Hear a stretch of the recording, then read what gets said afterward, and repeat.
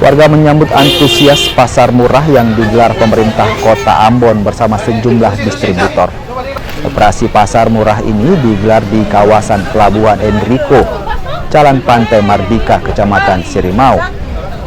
Di pasar murah ini dijual sejumlah komoditas mulai dari beras premium, beras SPHP, telur ayam, minyak goreng, hingga gula pasir dengan harga di bawah pasar.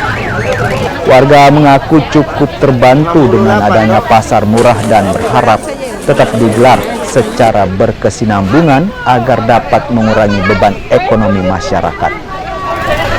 Kita berharap pemerintah setiap minggu bikin pasar murah kayak begini juga, bantu masyarakat kecil ini. Di toko biasa pasar itu 75, kalau di sini 58, kan dia selisih 27.000 itu. Jadi cukup. Iya, sangat berarti. Begitupun telur tuh biasa 70.000 satu, ini di sini hanya 58.000.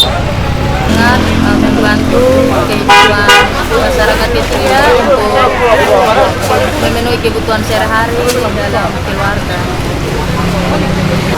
Daripada pasar dengan